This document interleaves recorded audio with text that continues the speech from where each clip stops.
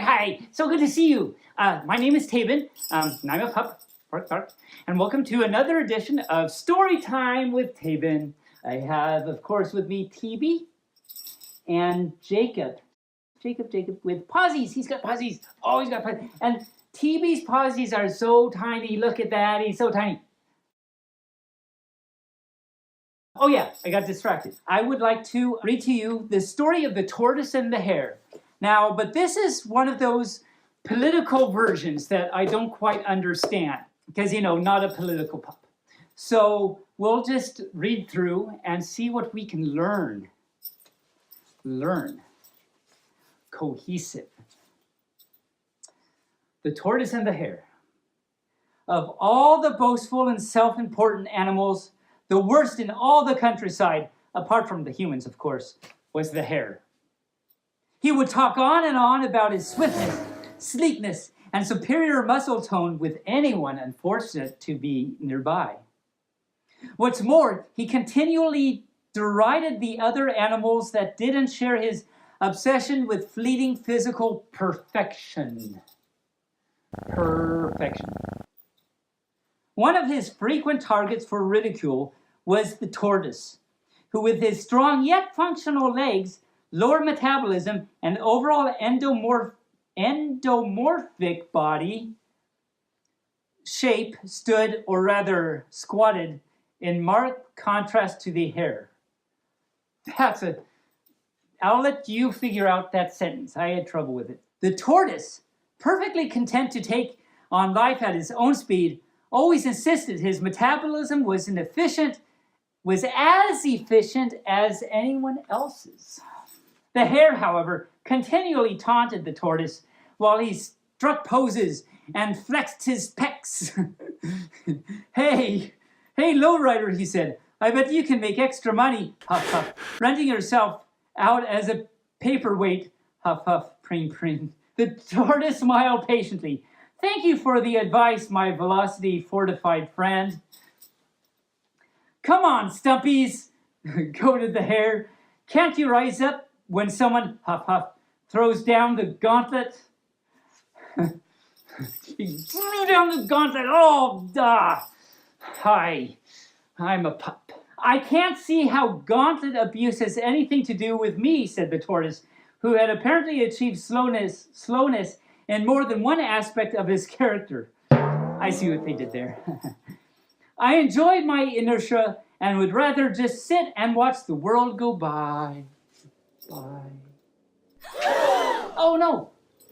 See, TB doesn't know what to think about all this crazy. Ooh, how can you just be so content? Fumed the hare. You're just so smug, huff huff. Why does it keep huff huffing? I don't understand that. I challenge you to a race to show you the consequences and preen health risks of such a sedimentary lifestyle. I don't see it. It keeps doing this huff huff and preen thing. I just think I'm missing something. The tortoise was appalled. Competition? Yeah. Actually, I just now got it. He's huff huffing because he's working out and just moving around and exercising while he's taunting the tortoise. And then he has to stop to preen and be all pretty and stuff. The tortoise was appalled. A competition? He almost choked on the word, just to prove that one of us is somehow better than the other? What kind of example is that to set? I have no part of it. Some other animals that were standing nearby overheard the conversation and began to listen with interest. What's the matter, preen? Are you... ... The hare caught himself and looked around, then said in a softer voice, Are you chicken? No, he's a tortoise. At this, the tortoise grew angry. Now listen, if you're going to start insulting other species to cover up your own insecurities... ... Come on, doorstep, taunted the hare. Are you really compassionate for pullets or just plain scared? Pullets. He's passionate for pullets. I don't I never have been, so I'm not really sure what that's like.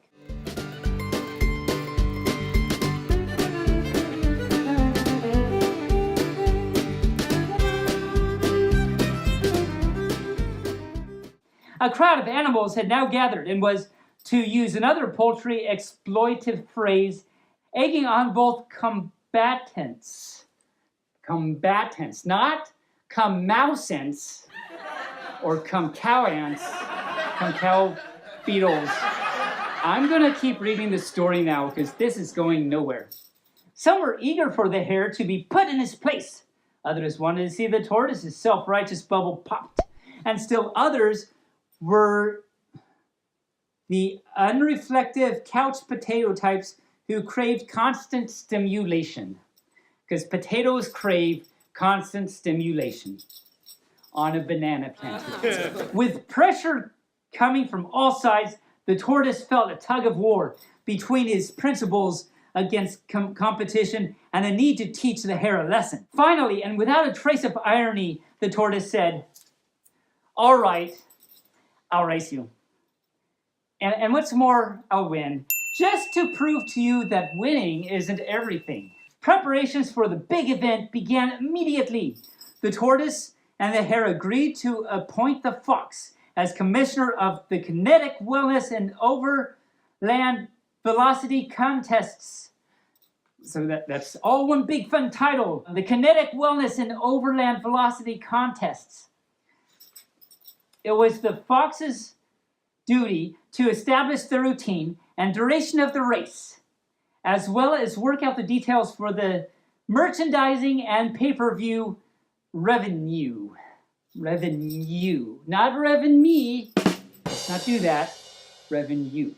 There was some talk about adding biking and swimming meets to the foot race, but it was decided that interest in an iron animal competition wouldn't be as high. Because like Iron Man, but iron, yeah, okay, you got it. You. The hare and the tortoise began to train in earnest for race day. Some ignorant commentators assumed that all members of the rabbit family were fast due to their genetic inheritance, limber body, and well-developed thigh muscles. The hare rightly took exception to these prejudices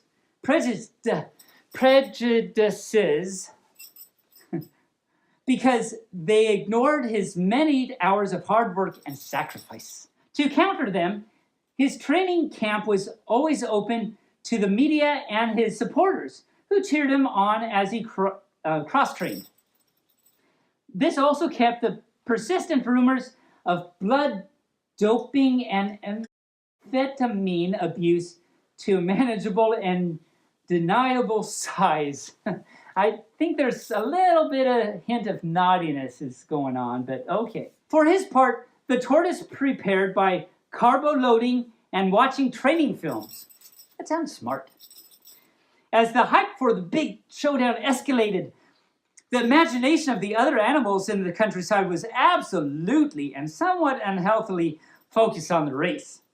Depending on their individual temperaments, the animals were rabidly and obsessively either pro-tortoise or pro-hare. Many of friendship, marriage, and other significant inter-animal relationships was tested in the days leading up to the race.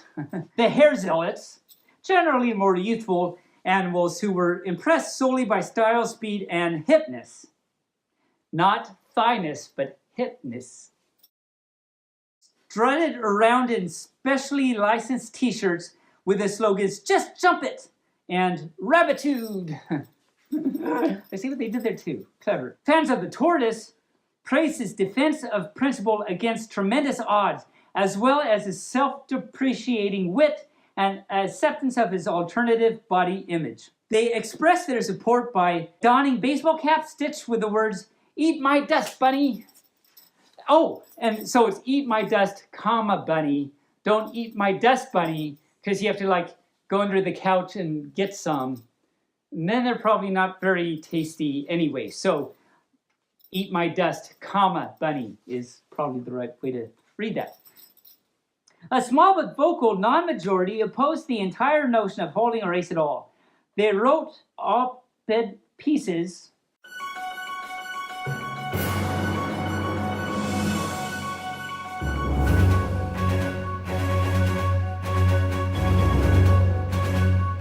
phoned into radio talk shows, and even distributed a poster that read, "Races are not healthy for kids, colts, kittens, pups, chicks, ducklings, side nets, egglets, hatchlings, cows, cubs, fawns, lumpkins, piglets, joeys, tadpoles, and other living things." That's quite a t-shirt or something. Their efforts were to no avail, however, and the day of the big race soon arrived. The air crackled with anticipation that morning as the crowds gathered at the starting gate. Vendors were there selling chai patties, whatever that is, but they're selling it, juices and energy supplement bars. Promoters were there giving away phone cards, sports drinks, and cereal samples emblazoned with pictures of the tortoise and the hare. This is becoming a big event.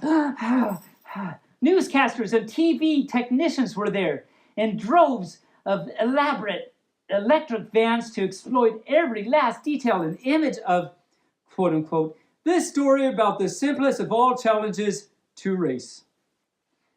Hardly anyone noticed when the tortoise arrived. He was so unassuming and free of ostentation that he blended in near easily with the crowd. The serene look on his face was puzzling. Considering the long odds that he was up against. As you might expect, the rival of the hare and his entourage could not be described as humble or restrained. It was hard to miss the long black limousine that edged its way onto the crowd. But this hare's really got it going on for him, himself, doesn't he?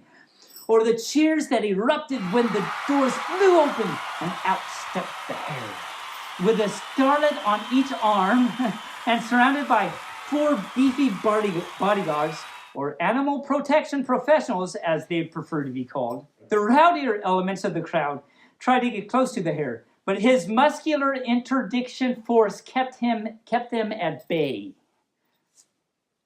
The hare stepped up to the starting line, raised his hands in the air, and took off his gold lame warm-up suit. He gulped a big swallow of the sports drink he was endorsing and ate a fistful of his authorized breakfast cereal with a smile. How did he have time to authorize a breakfast cereal? He then turned to the tortoise with a menacing look in his eye. "I'm gonna pound you so bad, tortoise. Ha!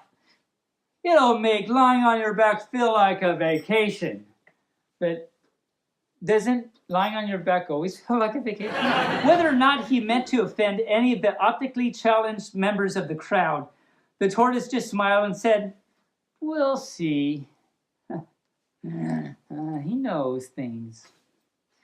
The starter for the race, having been enjoined not to use a pistol, a cannon, the word bang, or any other violent inducement to run, held a red handkerchief at arm's length, let it hang there a few seconds, then dropped it with a flourish.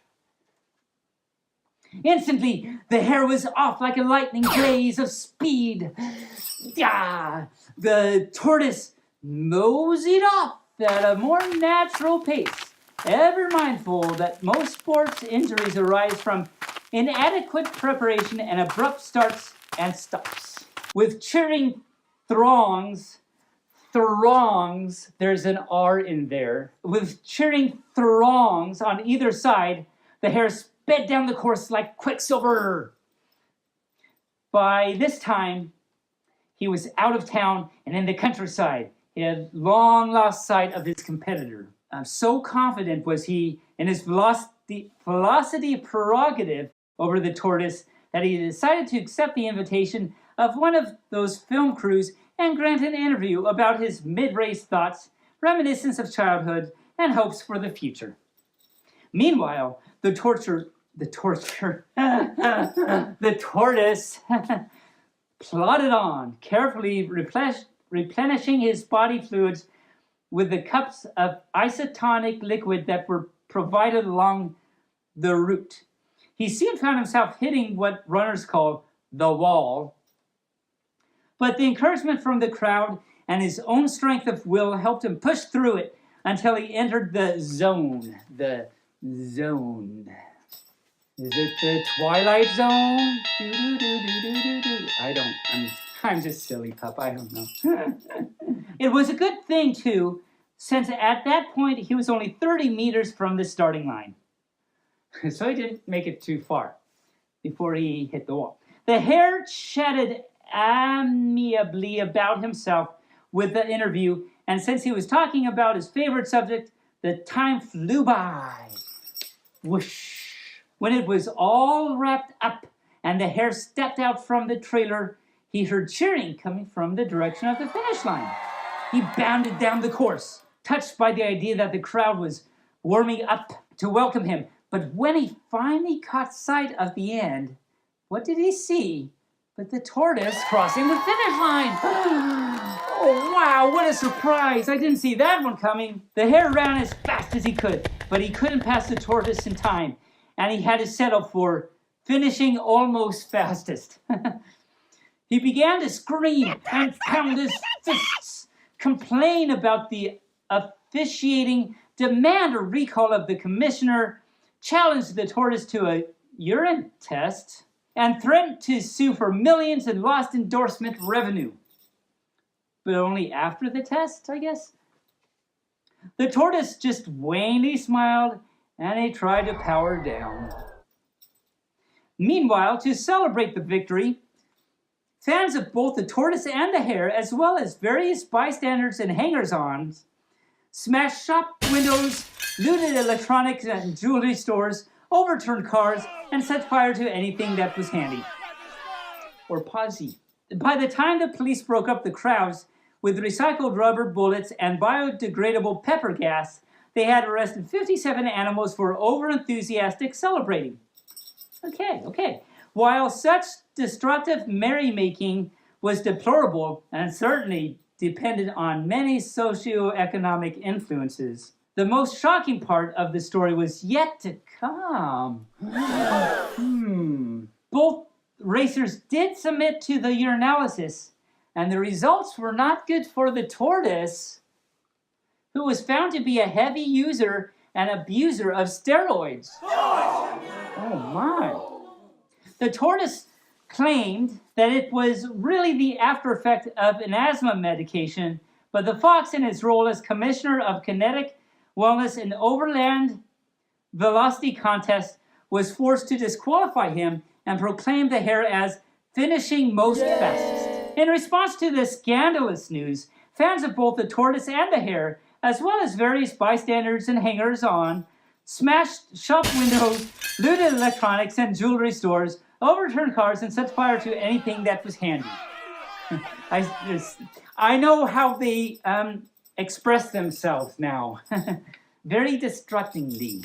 This time, the police arrested 115 animals for over-enthusiastic celebrating. It was soon decided that foot races, paw races, hoof races, and other such competitions only inflamed the animal populace and unleashed emotions that were not nutrient of public harmony. That's right.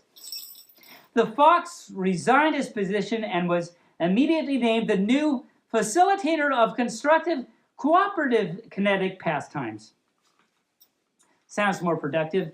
His department heavily promoted participants in non-competitive activities such as snorkeling, water ballet, hacky sack, and duck goose for any and all species, not just the duck and geese. Further, he decreed any animal found to be competing with his or her neighbor in any type of sport or contest was to be disciplined with several hours of community service and forced to listen to the audio tapes of various sportscasters giving their analysis of the big race between the tortoise and of the hare. The end. So that was riveting. So riveting, my little book flap almost fell off. Book flap.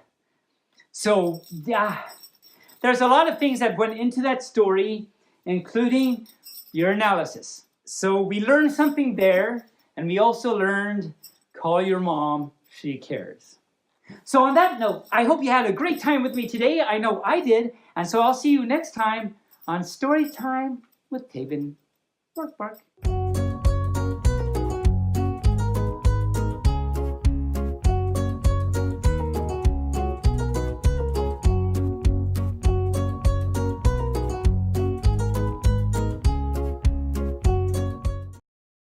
Hi. Did I do it? Metabolism book flap. Wow, I'm having trouble today. The raw elements. Wow, this is a long one. There's P. Oh, wow, that's a fun thing to say right there. By